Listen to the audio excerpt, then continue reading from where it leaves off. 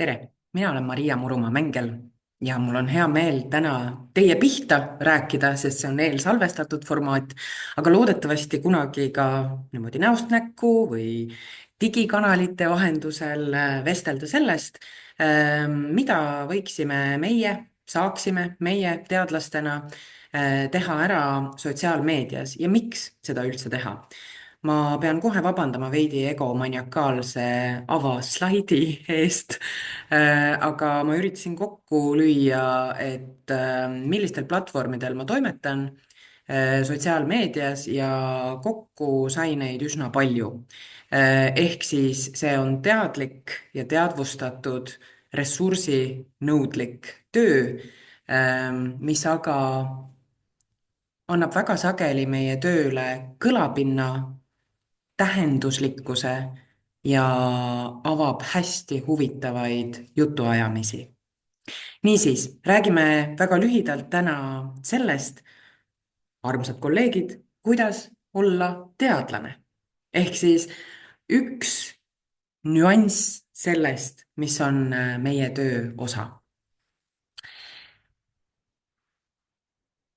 Taustaks nii palju, et kui te ei tea, kes ma selline olen, siis ma töötan Tartu Ülikoolis meediauuringute kaasprofessorina ja minu uurimisteemad on väga pikka aega olnud seotud digikommunikatsiooni, sotsiaalmeediaga, sellega, kuidas inimesed sotsiaalmeedias toimetavad, suhtlevad, milliseid konflikte seal esineb, millised on riskid ja võimalused.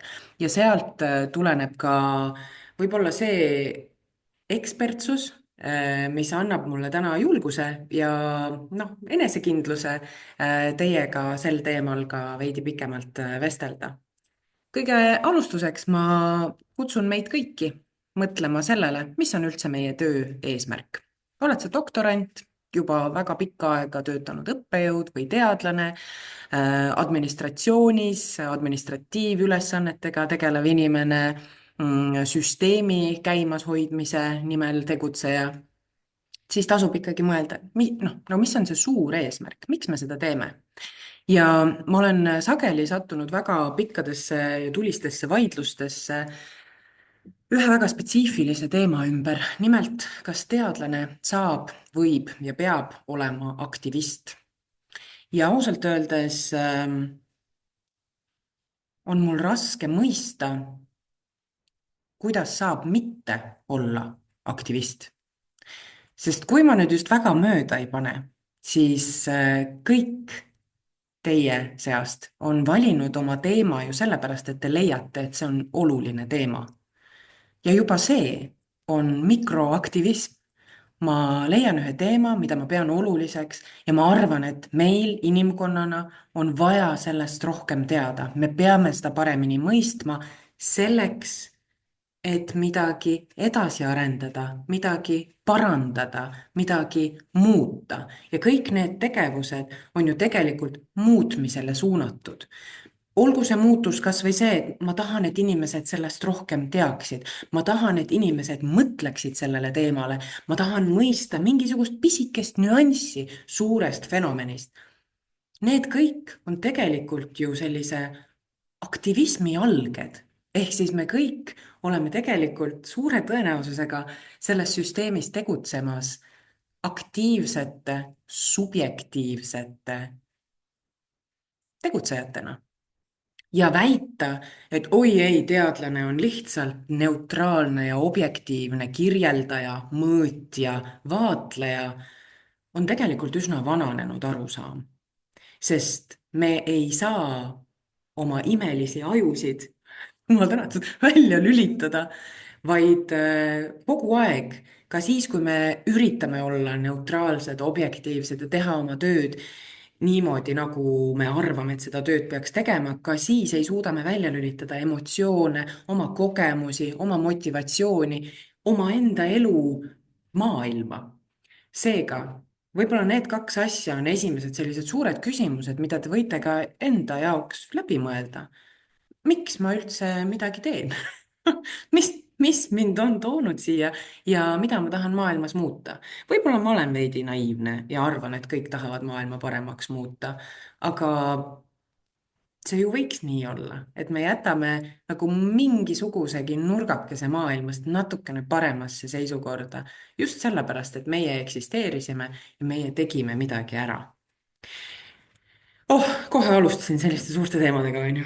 Ja eriti vaadates ringi tänasel päeval maailmas, Eestis, kus iganes, näeme me, et on palju, mis vajab parandamist, on palju, mis vajab mõistmist, on palju, mille puhul, kui sa oled vähegi inimene, kellel on südametunnistus, kellel on empaatiavõime, sa ei saa jääda lihtsalt neutraalseks kõrvalseisjaks, vaatlejaks, et seisad, vaatad, kuidas maailm põleb ja siis teed märkmeid ja pärast on tohutult tore ja terviklik ülevaade sellest, kuidas kõik plahvatas.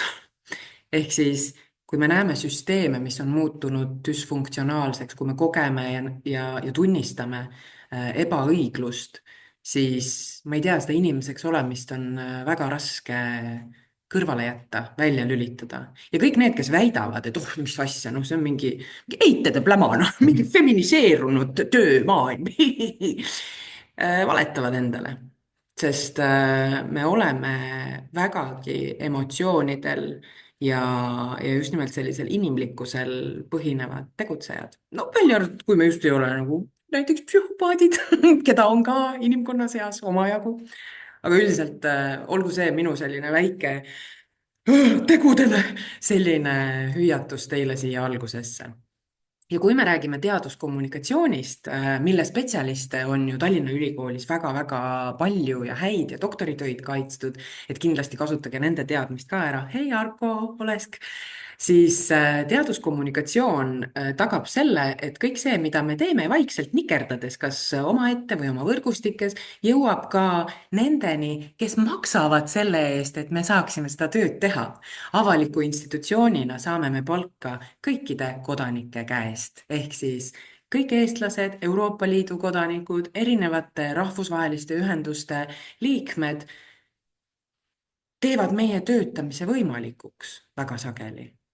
Ja seetõttu ei ole teaduskommunikatsioon ja oma töö tulemuste avalikult esitamine mingi sihuke mõttetu nikerdamine, tilulilu ja kurat, peab ära tegema, vaid see on tegelikult ju meie töö point. See on ju see, mille eest meile ka makstakse. See on see, miks on teil võimalik 4 aastaks sukelduda, ma ei tea, riigi valitsemise nüanssidesse või noorte internetikasutusse või millesse iganes, mis on teie uurimisteema. Ja seega on igati õigustatud see ootus, et andke meile palun siis tagasi midagi selle eest. Ja tänasel päeval, noh, ei pea ma teile vist pikalt ju sellest seletama ega rääkima, on väga suur osa teaduskommunikatsioonist liikunud pressiteadetest ja veebilehe staatilistest sellistest raportitest just nimelt sotsiaalmeediasse. Ja enne kui mõelda, võib-olla olete alles alustav teadlane, alles mõtlete, et mida ma peaksin tegema ja siin kohe võite mu video kinni panna, mul ei ole teile mingeid valemeid, sest et igaühe jaoks on see veidi selline personaalne, isikupärane, et see kommunikatsioon saaks olla autentne. Ja mida ma soovitan alustuseks läbi mõelda, on see, et kellega sa rääkida tahaksid ja mis sa tahad, et juhtuks. Et kas see on pigem suunatud in-reach mõttes nagu siseringi, ehk siis sa tahad rääkida teiste teadlastega, sa tahad rääkida oma võrgustikega, sa tahad, ma ei tea, arutada selle üle, kui raske on olla doktorant või midagi muud säärast, siis peaksid sa valima ühte tüüpi kanalid ja kommunikatsiooni ja kui sa soovid rääkida outreach'i mõttes ehk siis väljapoole suunatud fookusega, siis peaksid sa valima natukene teised kanalid. Et see on kahtlemata selline mõtteharjutus, mida tasub enda peas läbi mõelda, et kellega ma üldse rääkida tahan. No näiteks minu töö puhul, kuna minu uurimisteemad on väga sageli seotud laste, noorte, digikultuuri ja meediapädevustega, siis mina tahan rääkida õpetajate, noorsootöötajate ja raamatukogu hoidjatega väga. Ja sellepärast on ka üks minu peamistest platvormidest just see, kus nemad on. Mis on? Facebook. Aina enam ka Instagram, aga väga-väga suurel määral Facebook. Ehk siis ma ise võib-olla ei tahagi väga toetada metaplatvorme ja seal ringi rullida koos teiste vanainimestega, aga kuna seal on väga suures osas need inimesed, kellega ma tahan rääkida, siis seal olen ka mina.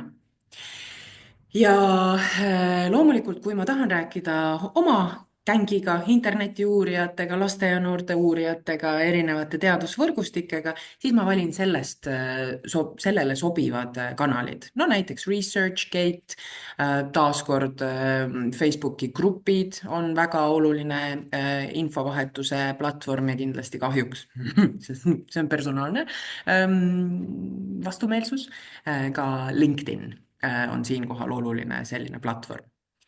Ja siin tulebki hoida silm peal sellel, et kuidas ja mida inimesed sotsiaalmeedias teevad, milliseid platvorme nad eelistavad, kus on mingisugused vanusegrupid, kas on mingisugused soolised erinevused, kas on mingid regionaalsed erinevused, aga hetkel on tõepoolest meil selline gigantide maailm, ehk siis meil on Facebook, YouTube, Instagram, TikTok aina enam ja väga palju erinevaid otsesuhtluse kanaleid ka.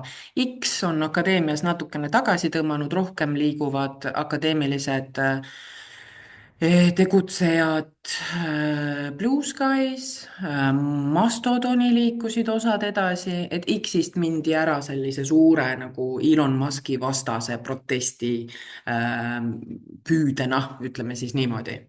Ja loomulikult see maastik muutub, aga hetkel on gigandid ikkagi nii gigandid, et meil neist nagu väga pääsu ei ole. Ja lisaks muidugi, kuna me töötame akadeemias, siis on meie jaoks tähtsad eriplatvormid, noh, ETIS on teil kõigil Eesti teadusinfosüsteem, mis ei ole niivõrd sotsiaalmeedia, kuivõrd selline logi, aga ülimalt oluline digiplatvorm. Aga lisaks ka ResearchGate, kus on siis juba rohkem sotsiaalmeedia funktsioone ja näiteks Google Scholar, mõned kasutavad ka akadeemia edut ja see võib muidugi erineda. Et mõelge läbi, millised on need erinevad platvormid, mis on populatsioonile kättesaadavad ja olulised ja millised on siis rohkem sellised niši platvormid, kus te leiate üles oma inimesed, oma gängi. Ja siis tasub mõelda, miks sina sotsiaalmeediat kasutad, miks need inimesed kasutavad, kellega sa tahad rääkida ja miks kasutad sina sotsiaalmeediat, kellega suhtlemiseks, mille jaoks, mida sa sealt saad, sest kui sa tahad teha head teaduskommunikatsiooni sotsiaalmeedias, siis sa pead seda tegema niimoodi, et sul endal on ka lõbus. Muidu sellest saab tüütu kohustus, mida sa hakkad edasi lükkama ja sa ei viitsi seda teha ja sa ei näe sellest ka seda kasutegurit. Et vähemalt minu arvates peab see meediakasutus toetama ka mingisuguseid individuaalseid motivatsioone. Ja siin on loomulikult väga palju erinevaid võimalusi sellele vastata, et noh, tõepoolest, et kas te näete siis seda kohustust ja seda vastutust, et seal on sinu suured auditooriumid ja seal nagu pead olema ka sina. Kas sa tahad leida mõttekaaslaseid, jagada oma saavutusi ja saada pai näiteks, et noh, oi, mul tuli esimene artikkel välja ja siis kõik tulevad ja ütlevad, nii tubli, nii äge. Ehk siis see saavutuste jagamine on kahtlemata väga oluline, võib tunduda natuke ebamugav alguses, oma saba kergitamine ja kõik muu säärane, aga teistpidi, kes siis veel, kui mitte sina ise. Saada värsket infot, väga paljudel platvormidel liigub teie spetsiifilise valdkonna informatsioon ülimalt kiiresti, just nimelt sotsiaalmeedias. Tunnetada oma kogukonda, seda, et sul on küünarnuki tunne, teised mõtlevad ka nendele asjadele, saate arutada asju. Vanasti oli näiteks Twitter ehk siis praegune X oli selle jaoks suurepärane, aga tänaseks on see siis liikunud vähemalt minu perspektiivist vaadatuna rohkem Blue Sky'sse. Samuti saab lasta süsteemi kriitilist auru välja, sest kõrgharidus, akadeemia, teadus on bürokratiseerunud ja see tekitab väga palju meelepaha, frustratsiooni, kurbust, viha ja sotsiaalmeedias on võimalik seda auru natukene välja lasta, seda ventiili tsipakene vahepeal lasta lahti. Kuulumine, et mina inimesena selle kogukonna liikmena tõepoolest kuulun kellegi hulka, leida probleemidele lahendusi. Issand, kui palju olen mina leidnud oma kärgajult vastuseid olukordades, kus ma ei viitsi guugeldada või Google katkise enshittification'i käigus katki läinud mootorina ei ole enam minu jaoks kasulik masin. Siis on see kärgaju sotsiaalmeedias kogunenud võrgustiku liikmed on suurepärane probleemi lahendaja. Ehm, meetrika, saad koguda kokku, kuidas sinu teadus ja sinu väljaütlemised levivad. Samuti on sul võimalik panna kand maha, et see on minu teema, mina räägin nendest teemadest. see on teatud mõttes selline claim turf ehk siis oma mäetipu siis noh, endale kuulutamine, et mina olen selle valdkonna ekspert, mind võib selles teemas usaldada, võite minu poole pöörduda. uuringutes osalejaid saab sotsiaalmeedia kaudu leida ja kindlasti on sotsiaalmeedia ise ka uurimisväli. rohkelt uuringuid on ka tehtud selle kohta, kui te tahate akadeemilisemat käsitlust, siis noh, kõik sellised meediakasutuse põhimotivatsioonid ja just nimelt need tasud ja tarbed, mida sealt saadakse, et need on üsna hästi ära kirjeldatud, kattes siis selle laia vajaduste välja. aga kuidas seda hästi teha? üks võimalus on vaadata neid, kes juba teevad hästi sotsiaalmeediat, teie enda arvates, keda teie jälgite, kes on teie meelest nagu ägedad. ja noh, mitte just päris nagu üks-ühele imiteerida, aga võtta võib-olla mingisuguseid selliseid toredana tunduvaid strateegiaid, visuaalseid võtteid, teema fokusseerimise strateegiaid ise ka kasutusele. ja noh, ma soovitan siin eeskätt võtta šnitti nendest, kes tegutsevad ka teaduse valdkonnas, aga miks mitte vaadata laiemalt üldse suunamudijaid. no näiteks mina jälgin, ma ei tea, surnumatjatest influencer eid ja BSH-d, oi, need kaks ei pidanud kokku käima, aga põhimõtteliselt hästi laia valikut erinevates valdkondades tegutsejatelt, püüdes siis aru saada, mis on see, mis toob neile positiivse tähelepanu, mitte see rage baiting ja viha vaatamine, vaid just nimelt selline positiivne tähelepanu. ja seal on terve hulk igasuguseid strateegiaid, mida saavad ka teadlased kasutada. kuidas luua kommunikatiivset lähedust, noh näiteks, et kas sul on vaja panna terve stuudio kinni selleks, et klippi teha, või piisab sellest, et lähed oma nutiseadmega kuskile, kus on natukene huvitavam taust ja siis selle väriseva kaameraga räägid oma viimase uuringu mingitest põrutavatest ägedatest tulemustest või ka miks mitte mingisugustest probleemidest, mis sinu töös on esile kerkinud. parasotsiaalsed suhted ehk siis me loome oma jälgijatega tõelisena tunduvaid suhteid ja seda on võimalik strateegiliselt ka teha, ehk siis et tõepoolest vaadata, mida räägitakse sinu lõimedes, diskuteerida inimestega, jätta pisikesi märgikesi sellest, et sa oled seda vastust näinud, et ühesõnaga püsida aktiivses kommunikatsioonis nende inimestega, kes on sinu ümber sotsiaalmeedias koondunud. ja noh, siin on igasuguseid erinevaid võtteid, mida me saame vaadata ka tänase lühikese sissejuhatuse puhul, ma väga süvitsi sisse ei lähe. aga on üks tore selline neljane jaotus, mida on Crystal Abidin kasutanud influencerite uuringute puhul, ehk siis küsides, et miks me inimesi üldse hakkame jälgima sotsiaalmeedias. ja tema ütleb, et siin on laias laastus võimalik neljaks jagada need põhjused. üks on see, et meile pakutakse midagi eksklusiivset, midagi sellist, mis ei ole kättesaadav tavainimesele. no näiteks tegelikult teadus ise on üsna selline eksklusiivne süsteem ja sellepärast võivad olla teaduse telgitaguste nagu siuksed nüansid ja väikesed mingid huvitavad asjad, mis meile tunduvad tavalised, võivad olla teistele väga põnevad. me võime olla väga eksootilised, ehk siis, et me ise oleme kuidagimoodi normist kõrvale kalduvad ja inimesed jälgivadki meid sellepärast, et sellised küll akadeemikud tavaliselt ei ole või akadeemilised töötajad siiski, olgem täpsed. Erakordsus, mis on tõenäoliselt teie kui teadlaste, alustavate ekspertide või juba vägagi tugevalt tunnustatud ekspertide, noh, see peamine tõmbemagnet, et me oleme erakordselt head oma teadmistes selle valdkonna kohta.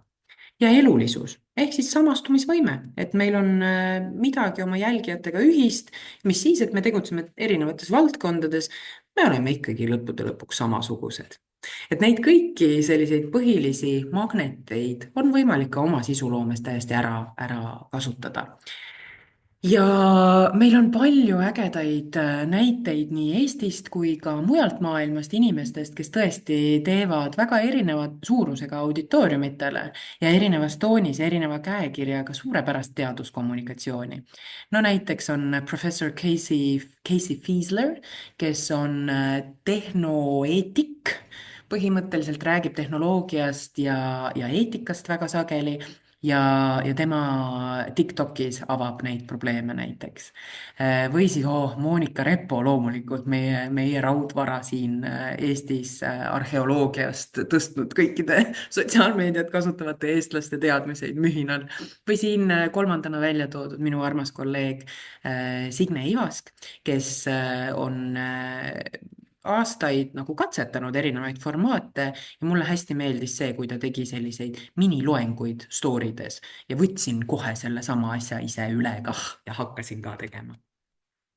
Ja tegelikult seda suurt protsessi, selle jaoks on isegi nimi olemas akadeemilises kirjanduses, seda kutsutakse influencer creep või siis influencerite tegutsemisloogika ülekanne teiste sektorite töötajate igapäevategevustesse või siis nagu mõju isikustumine ehk siis erinevad valdkonnad, erinevad professioonid, arstid, õpetajad, arhitektid, veterinaarid, ma ei tea, riigijuhid, militaarjuhid, kes iganes, on ikka arstid, veterinaarid, riigijuhid ja nii edasi, aga nad teevad kõrvale ka influencerite värki. Ja aina enam näeme me seda, et paljude töövaldkondade puhul seda on hakatud nagu eeldama. Sa ei saa olla enam lihtsalt keraamik, kes teeb oma imelisi saviasju, vaid sa pead kõrvale tegema ka väga head visuaalset sisu, mis räägiks sellest, kuidas sa töötad, mis juhtub siis, kui ma ei tea, vabandust, nüüd ma panen täiega mööda kindlasti, ma ei tea, midagi läheb valesti, mingi savi vormub kuidagi lössi või läheb küpsetades katki. See ei ole minu ekspertsuse valdkond. Ja sellist influencer creep'i või seda ootust, et me tegutseme nagu influencer'id, näeme me kindlasti ka teaduses. Teaduskommunikatsioonis peetakse sotsiaalmeediasse sellist hüpet tänapäeval üsna selliseks tavaliseks töö osaks, isegi julgeks ma väita. Ja siin on siis 3 peamist strateegiat, mis on praegu ära kirjeldatud, aga see kirjandus hetkel täieneb väga suure tempoga. Et esiteks nii arstid, teadlased, arhitektid, noh, kes need bussijuhid, õpetajad kasutavad enesebrändingu võtteid, nad on ise selle asja keskmes. Ehk siis inimesega on lihtsam suhestuda kui näiteks organisatsiooniga või mingisuguse abstraktse kontseptsiooniga. Ehk siis inimene on selle kõige keskel, mis võib olla veidi ebamugav. Optimeerimine, et sa tead, kuidas töötavad algoritmid, platvormid, sinu auditooriumi kasutamismustrid, kõike seda pead sa teadma. Ja lõppude lõpuks sa pead olema autentne, sa pead rääkima niimoodi, et ma sinu jälgijana usun sind, et see oledki sina, mitte et see on harjutatud ja 4 korda on läinud pekki ja siis on pidanud uue võtte tegema, et meile meeldib autentsus, me tahame päris inimesi, kes räägivad päriselt oma tegevusest. Ja loomulikult sotsiaalmeedia, kui me nüüd läheme tagasi selle oma gängi leidmise juurde, siis leidke üles need nurgakesed, need kontod, need grupid, kus võimaldatakse teil tunda ennast osana sellest siseringist. Siin on hästi palju igasuguseid neid PhD comics ja Thesis Whisperer ja kõikvõimalikke selliseid kogukondi. Aga noh, et eks te leiate need enda omad ise üles, et minu lemmikud doktorandi ajal olid Shit Academics Say ja Reviewer 2 Must Be Stopped, mis on läinud natukene nagu noh, lihtsalt üldiseks vingumiseks, aga vahetevahel leiab sealt nagu väga palju pulli ja nalja ka ja loomulikult igasugused teemaviited ehk hashtag'id, millega on võimalik noh, siseringi nalju jagada, nagu näiteks hashtag ruin a date with an academic in 5 words. Is that all you've published? Ja no doktorantidel on kindlasti oma väiksed mingisugused kiiksud. Ja no sealt leiab väga palju musta huumorit, mis on selline noh, nagu süsteemikriitiline ja sihuke eneseirooniline ja noh, nagu võimaldab seda emotsiooni välja elada endast, et leidke need nurgakesed, kust te saate, kui see on teie meeltmööda teile, siis leidke need nurgakesed ülesse. Ja kindlasti on sotsiaalmeedia oluline selleks, et pöörata tähelepanu pikaajalistele, ajaloolistele, süsteemsetele ebaõiglustele, noh, igasugused soosuhted ja see, millist rolli on akadeemias mänginud abikaasad, kellel on üldse olnud võimalus teha seda tööd, kes on sunnitud tagaplaanile ja nii edasi, et seda saab ka kõvasti sotsiaalmeediast. Ja muidugi on ka meie tudengid seal, mistõttu nad näevad, et me kõik oleme inimesed, meil kõigil on raske, meil kõigil on vahetevahel loll tuju ja me teeme nalja ja mõnikord võtame asju mega-mega tõsiselt, et noh, näiteks minul on alati see kuskil seal 12. semestri nädalal on see eriti sügissemestril, kus ma tunnen, et ma ei jõua ja siis alati me tudengitega koos heidame nalja selle üle, et kuidas ikkagi tahaks rongilt maha hüpata ja olla lihtsalt niisama ja mitte teha midagi, aga siis me võtame selle tundetuules ennast jälle kokku ja teeme ära need asjad, mis on vaja teha. Nii et ma soovitan arendada välja personaalse käekirja ja strateegiad, mõeldes siis sellele, mis sulle endale meeldib, kus on need inimesed, kellega sa tahad rääkida ja milline on see nii-öelda pikk plaan, et mida sa viitsid teha, mitu aastat, ka siis, kui sa võib-olla enam ei ole doktorant, ka siis, kui sa võib-olla ei tööta enam akadeemias, ka siis, kui sa vahetad töökohti. Mis on see, mida sa tahaksid teha? Ja pange vaim valmis, et see võib olla väga ressursirohke, aga võite ka teha täiesti sellist lihtsat, kiiret, mitte üle mõeldes ja üle töödeldes kõike.